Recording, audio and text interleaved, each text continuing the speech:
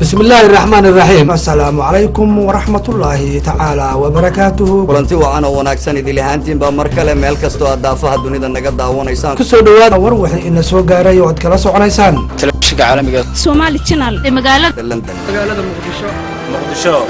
Muqdisho Hargeysa Daborama magaalada Garowe Nairobi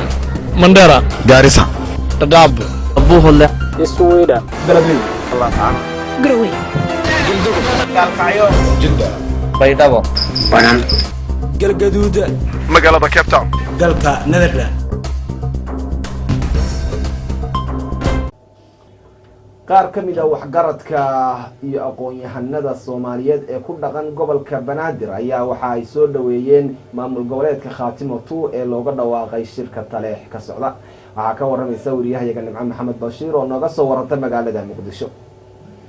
kulan balaaran oo ay Muqdisho ku yeesheen salaadiinta aqoon-yahanada culimooyinka iyo waxgaradka beelaha absame ayaa lagu taageeray shirkii lagu qabtay magaalada Taleex ee Khaatimo 2 kaas oo looga dhawaaqay kulankooda ka soo saareen waxa saxaafadda u akhriyay afayeenka beeshaasi Cabdiraxmaan Cabdullaahi Dakhare war saxaafadeed ku aadan shirka Taleex ee Khaatimo 2 ujeedo taageero shirka iyo qodobada ka soo baxay annagoo ah salaadiinta aqoon-yahanka iyo waxgaradka beelaha absame iyo adeerkood galimays waxaanu taageeraynaa shirka Taleex ee Khaatimo 2 iyo maamul goboleedka looga dhawaaqay ee Khaatimo 2 State of Somalia. waxaana u baaqaynaa dawladda Soomaaliyeed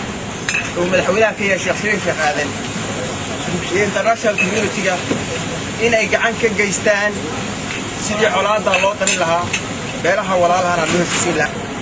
ugaas Cabdullaahi ugaas Cabdi Aar ugaas Labaqayd oo isna muujiyay taageeradiisa ku aadan shirka Khaatimo 2 iyo dhismaha maamul goboleedka Khaatimo 2 State. waxaan taageeraynaa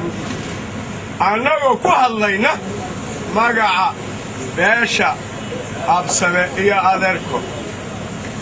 dhammaan meel kastoo joogaan oo mathalay oo aan mathalayaanu iyo inta meesha waxaan si buuxda u taageersannahay shirkii guuleed ee ka dhacay degmada Taleex. taageeradan ay muujiyeen ugaasyada salaadiinta iyo waxgaradka beelaha absame iyo adeerkood ee ku aadan shirka Khaatimo 2 ayaa imaanaya xilli maalin ka hor shirki ka socday magaalada Taleex ee Khaatimo 2 maamul goboleed la magac baxay Khaatimo 2 State kaasi oo ka mid noqon doona maamulada ka jira gudaha wadanka Soomaaliya. Nimco Maxamed Bashiir, Somali Channel, magaalada Muqdisho. xaaladda magaalada Buuhoodle ayaa maalintii labaad waxa ay tahay mid aad u degan waxaana si rasmi ah u shaqeynaya socodka gaadiidka iyo ganacsiga walow saaka ciidamada Soomaaliland madaafiic ku soo garaaceen deegaanka Buuhoodle madaafiicdan ma ay geysan wax khasaare ah. dagaalkii ka dhacay hal maalin ka hor Buuhoodle waxa ka hadlay isimada deegaanka Buuhoodle waxayna sidoo kale ka hadleen khasaarihii ka dhashay dagaalkii ka dhacay hal maalin ka hor gudaha magaalada Buuhoodle halkay baaq u direen salaadiinta culimada iyo waliba qaybaha kala duwan ee bulshooyinka ku dhaqan Soomaaliland oo ka codsadeen in arintaasi degdeg ah wax looga qabto.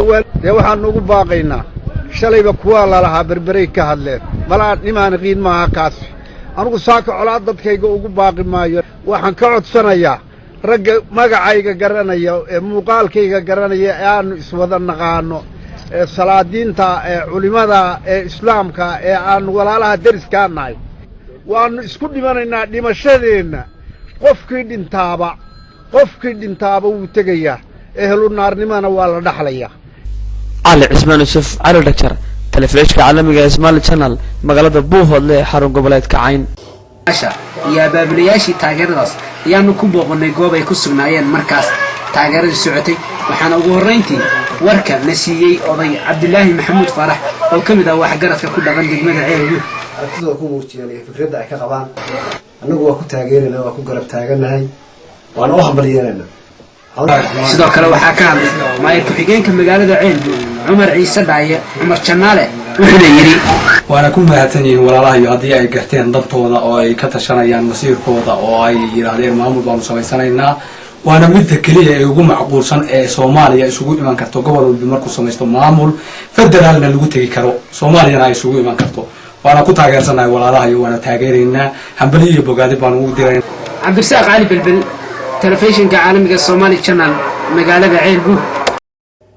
magaalada Gabileyna waxaa ka dhacay banaanbax ballaaran oo aad loogu taageerayo qaab siyaasadeedka xukuumadda Somaliland warkan waxaa noo soo diray wariyahayaga Cabdirasaaq Axmed Hayaan ilka case dadweynaha ku dhaqan magaalada Gabiley ee xarunta gobolka Gabiley ayaa maanta isku soo bax ballaaran oo ay ku taageerayaan kii madaxweynaha jamhuuriyadda oo isugu jira qaybaha kala duwan ee bulshada reer Gabiley oo farqadii hore saaka isku soo bax ka sameeyay shaariciyada magaalada iyagoo ku soo baaxoreeyay gudaha magaalada Gabiley kuwaas oo ahaanba war wixii dal iyo dibad naga soo gaaray daawadayaal waa naga intaasi warka oo idiga imanaya xafiiska TV-ga caalamiga ee Somali Channel ku leeyahay magaalada Nairobi waxa idin la socodsiinayay anigoo ah Jaamac Deverani warka xiga intaan ku dib ugu kulmi doono waxaanu idiga tegaynaa guud ahaan Somali Channel oo idin leh sidaas iyo nabadgelyo.